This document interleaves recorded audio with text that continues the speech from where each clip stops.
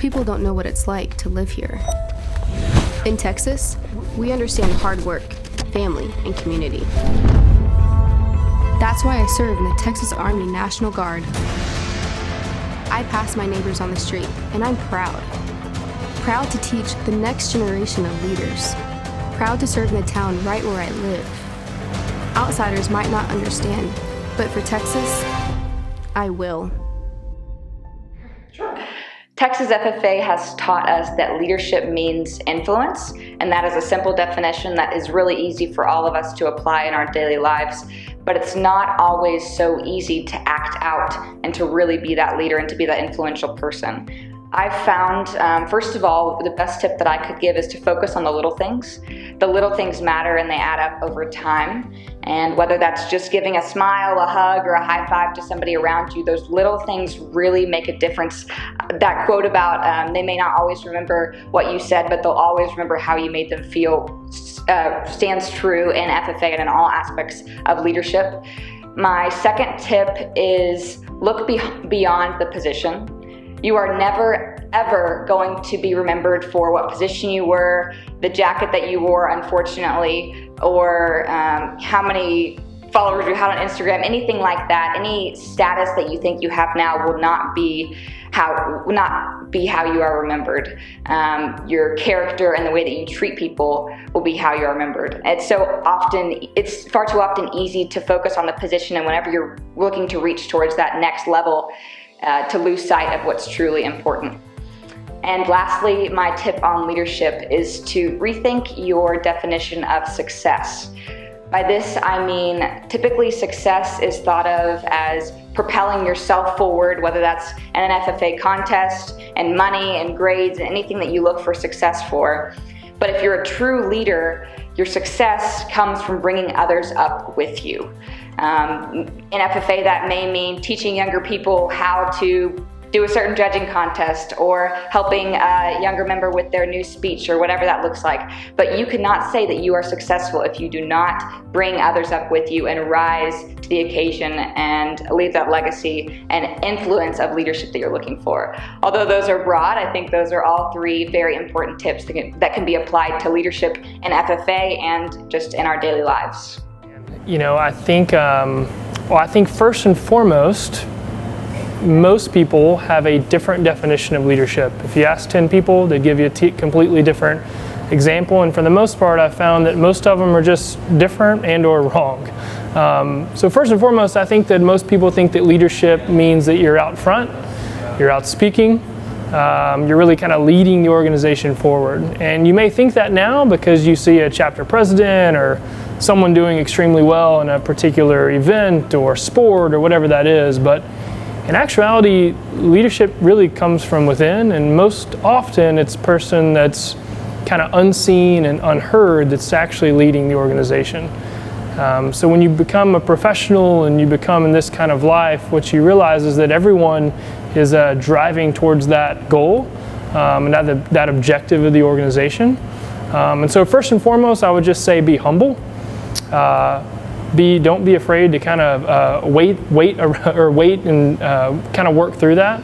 I would say that find something that you just gravitationally can take a hold of, and that you really love, and that you're really passionate about, and you really enjoy. And then do the best that you possibly can at it, because you'll naturally become that leader, and you'll find others are not just following you, but are right beside you. What do I need to do? Well, I think you have to have passion for whatever it is that you're interested in, and I think that's going to be very important. It's going to carry you a long way. You need to be involved. You need to be exposed to different opportunities that will allow you to become a leader, or to see people who are leaders. You need to learn from people around you. You will learn that some leaders are great and some are poor. Learn from both of them. Try to emulate the ones that are good. Try to remember what made the other ones not so good. There's lots of things that you can do as you go through college. You could be in parts of clubs, you can be on groups, you can be in judging teams. Lots of those areas you're going to be a leader. Sometimes a leader is very quiet. Sometimes a leader is going to be vocal. You need to learn the difference. Sometimes you need to lead, sometimes you need to follow. All that comes with experience, and the more positions you're in to provide you more diverse experience, the better leader you're going to be. And I'd also look at other people around you. Read books about good leaders. There are lots of books, lots of videos. Of course, now you can get on YouTube most anything. Those can be very, very helpful in knowing what has been great. The leaders of the 1920s. One of those is one of my favorite authors. So Napoleon Hill is one of those that you ought to read. And they have a new version now that's a 21st century version that is really good on setting goals, becoming a leader, being successful. And I think one of my mentors, Dick Walrath, recommended that book to me 20 years ago, and I read it and I require it in some of the classes that I teach. So people don't get it, but many people do, and it's life-changing. So there's lots of things you can do, but you just need to get after it, expose yourself to different environments, and also remember, God gave you 2 ears and 1 mouth, and you're going to be a far better leader if you use them proportionately. First, I think you need to really surround yourself around strong, knowledgeable people. That's going to help you grow. Second, I think it's important to be able to work as a team. And third, not only work as a team, but be able to find the strengths in other people so that you're able to build a good team. That's going to really help you succeed in life. I teach some leadership seminars, and you talk a whole lot about leadership skills, and people can develop those skills. That's one thing I would say, is you don't have to just be born with it. Leaders can be developed if they put their mind to it and they concentrate on those skills. But I would start with, before skills, I would start with understanding that the basic, most important tenet of leadership is trust. If a person cannot trust you, they will not follow you. If a person trusts you, they'll follow you anywhere. It's that simple. It is that simple. And then one of my mentors, speaking of mentors, taught me a long time ago that good managers do all the things right. But a good leader thinks hard and does all the right things. If you think about it, it's 2 different worlds. And so you need to think and be educated, be knowledgeable, put time, energy, and effort into making your decisions, because at the end of the day, that's what a leader is doing, is making decisions and influencing other people. And so you develop the skills to influence other people. Do they think you're honest? Do they think you're trustworthy? Can you communicate effectively? And in today's times, there's nothing more important than communication. It just is that's just the way it is. And people don't listen well. People don't read your stuff well. So you have to do a good job of concisely communicating your point so that people will actually pay attention to it. I would say find someone that you respect as a leader and observe them and watch them and ask them a lot of questions of how did they get in that leadership role and what do they think makes a good leader, and then put yourself in positions and opportunities where you can be a leader, and probably also learn how to be a follower, because you learn a lot about leadership by putting yourself in the shoes of your followers. Well, I think the first thing is to be a good leader, you also got to be a good follower. And you got to be a good listener, and then you got to know yourself. And so if the opportunity presents itself for you to show your worth, show your inner self, I think you should do it, because I can tell you, if I had not listened to my ag teachers and I had not watched them as they maneuvered and worked within their administration and within the extracurricular activity and the other organizations, I don't think I would be where I am today. So learn to listen, learn to follow, and learn to execute. what I always talk about, or what I always look for when I'm teaching people to interview, is to find competitive people that are not willing to be under the radar and just float along through life. I want people that will work with me that intend to be the best at what they do. So that's one thing. The other thing I look for is people that I'm going to enjoy being around, that are fun and I have commonality with, that are the kind of people that I don't mind being on the road with. And we laugh at the same things and enjoy talking about some of the same things. And then the third I would say is I look for outgoing people.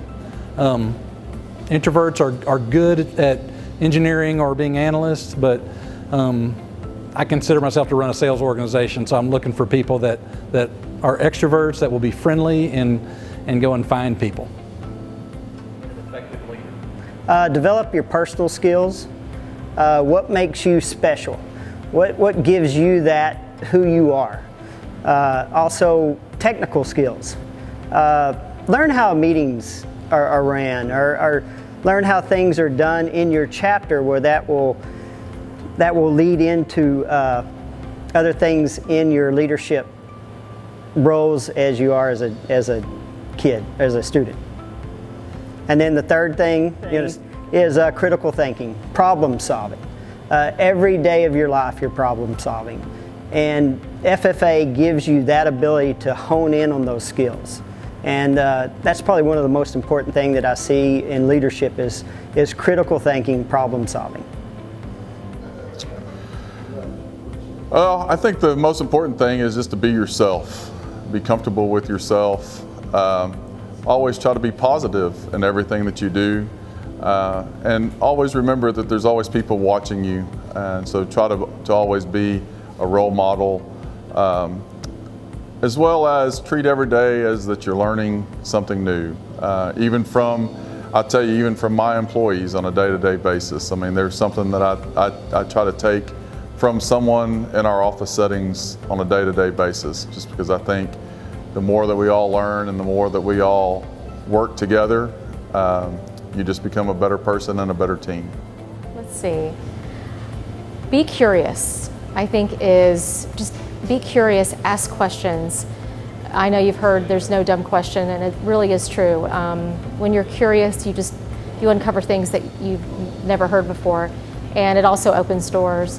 I think the second leadership trait is really just around emotional intelligence. I mean, great leaders have compassion. They're less concerned about how much they know, and they're more concerned about what others around them know. And so having compassion and being able to ask questions of those people will help you be a great leader. In terms of a third quality, I think kindness. First of all, leadership's not about being the boss. I tend to think of leadership in terms of influence, and we become people of influence when we demonstrate competency and we add that value to whatever we're a part of. And when we have positive, trusting relationships with people, I think if we'll focus on those two things, we'll be people of influence, whether we're the boss or not. The other thing, and related to that, when I think about leadership, it can happen at a high level politically or in an organizational structure, but leadership also takes place in our families, in our local communities, in our individual one-on-one relationships with people. And so it doesn't have to happen on a large scale, and it doesn't have to be in the spotlight to be leadership. And then finally, I would say that leadership can be good or bad. Throughout history, we have examples of people who have used their leadership and position of influence to do bad things. So before taking on a leadership role, focus on your character and your moral compass. Make sure it's pointed in the right direction so that when you do get the opportunity to lead, you'll be leading towards that end of the spectrum. Texas FFA members. Okay, I would tell you guys to have gratitude, be self-aware, and be humble. I think the first leadership tip I would give them is take advantage of the parliamentary procedure that is taught in school and that contest. That right there can really help you in not just board meetings and stuff, but when meetings are not done properly and you know what you're doing, you can make things happen in a meeting pretty quick. Next thing I would tell them, number 2, meet people, meet a lot of people. If you go to college, that degree is important, but your network of people that you will meet will also be very important to you in the future. And the third is on top of that meeting people, meet quality people. There was a saying I heard the other day said, if there's 5 millionaires and you want to be the 6th one, hang around them. If there's 5 broke people and you want to be the next one, hang around with them. So pick the people wisely that you choose to hang around and associate with. Number 1, listen.